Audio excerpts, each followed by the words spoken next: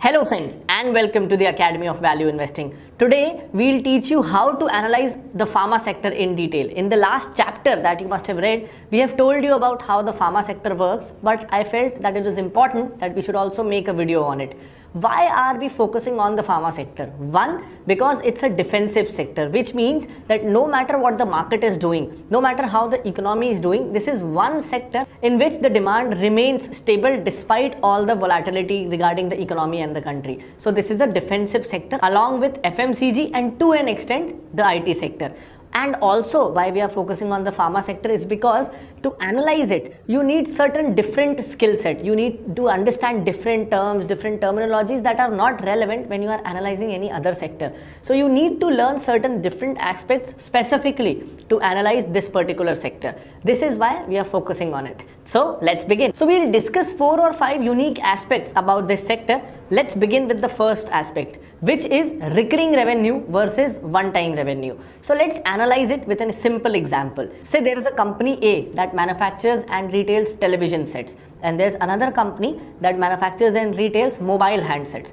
Which company will have a better future? One which manufactures televisions or mobile phones?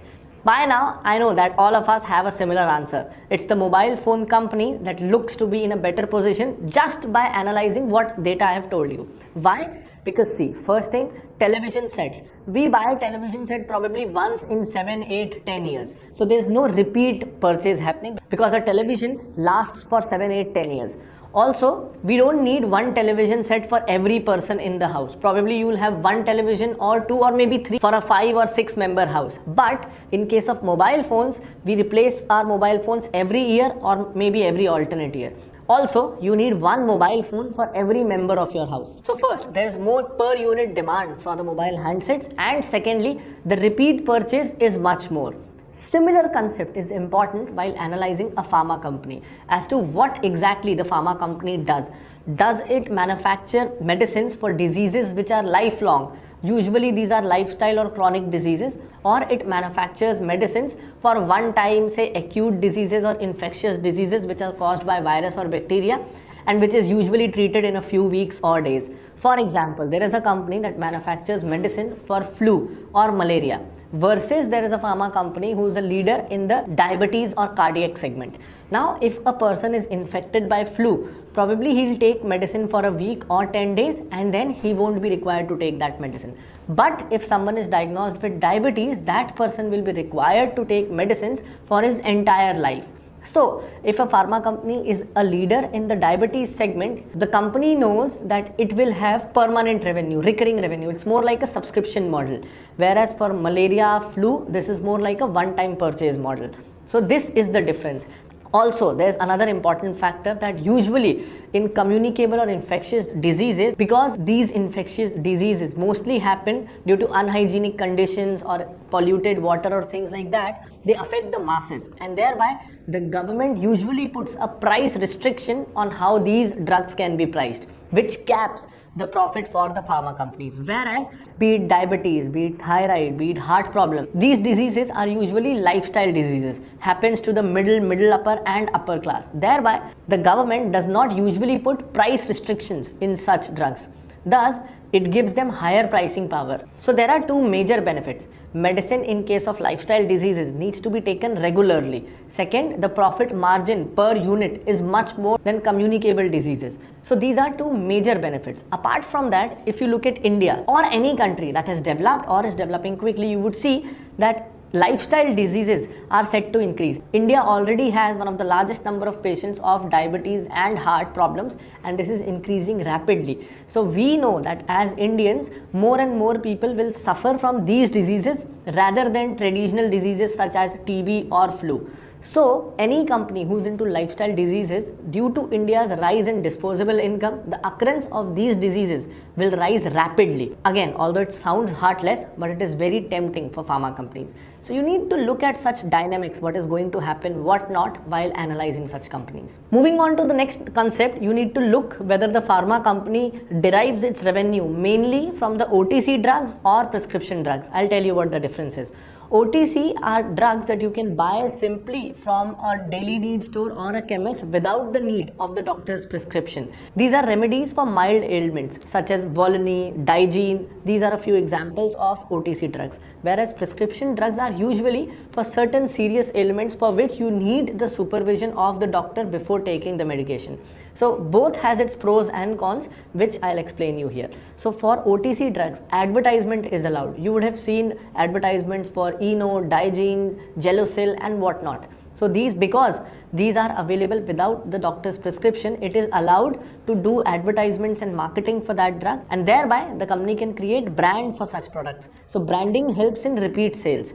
Whereas in case of prescription drugs, you cannot brand it. You will not see any commercial for ibuprofen because it's not allowed.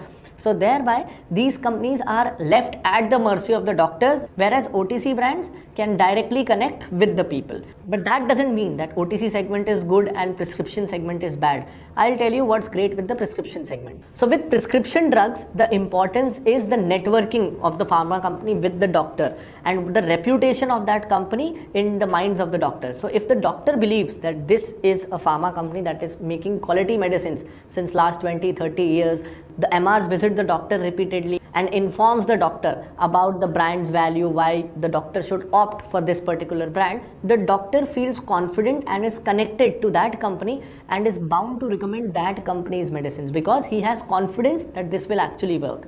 So thereby in prescription drugs, it is important to have a good ground force that builds a connect with the doctor. Whereas a disadvantage of OTC drugs is that they have to face additional competition from FMCG players. Now because medicines like Eno or Volini are for general purpose and you don't need to be a pharma company to make products. For example, Volini competes with Imami's Fast Relief and Jhandu Balm, which are proper FMCG products. So with OTC drugs, companies have to face additional competition, not just from other pharma companies, but from FMCG companies as well. And because FMCG companies usually have a wider product basket and better sales and distribution force, it becomes difficult for the pharma companies to compete with FMCG rivals. So that is one disadvantage. So you need to keep all these factors in mind while analyzing a pharma company.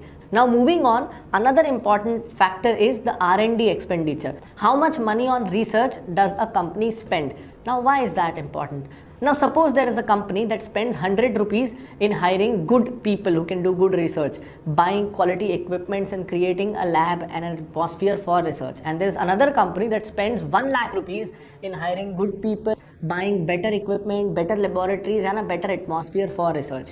Which company do you think, one who spends 100 rupees on research and one who spends 1 lakh rupees on research, which company out of the two do you think will launch newer products, will do more innovative launches and will be more profitable? Now, a simple guess is that the one who's hiring better talented people, giving them better equipment, will definitely do better R&D and launch newer products which will boost its earnings. So you have to analyze that if a company sells products worth 1000 rupees, how much of that does it reinvest into research for launching newer drugs? The higher that percentage, this is called R&D expense percentage, the more it is, usually it is a sign that the company is research driven and it's confident about its future prospect and is investing into future growth. So you want to look for companies which are spending more and more on R&D. That's usually a good sign. Now another important concept is how many ANDA filings is a company doing? Now what are ANDA filings? We need to understand that out of 100 rupees of medicines sold worldwide, 35 rupees worth of medicines are consumed in the US. So US is the world's biggest pharma market with more than 35% market share. So for all pharma companies, specifically for Indian pharma companies, US market is a very important market. And this is why we saw that in the last few years, pharma companies have not given good returns because they have been in conflict with the US FDA. So US FDA is the regulator that approves new medicines in the US market. So when Indian pharma companies are banned by that regulator or a warning is issued to our companies, Indian pharma companies suffer a lot. So ANDA filings are basically submissions made to the US FDA to get approval for selling a particular drug in the US market. So whenever an Indian pharma company or any pharma company is trying to launch a new drug in the US market, it has to go to the US FDA and file a submission. And once it gets the approval, only then it can sell the medicines in the market. So you have to analyze that how many submissions which Indian company is making before the US FDA to gain approvals. The more number of filings a company is making, you can be reasonably sure that higher the number of approvals there will be. So if there is company A which has filed 5 submissions and there is company B which has filed 200 submissions, you know that company B is the one which can gain higher approvals and its earnings will boost highly because US is one of the biggest markets. So number of ANDA filings is also a very important factor while analyzing the pharma companies. Another important thing, another growing segment of the pharmaceutical industry is the CRAMS segment,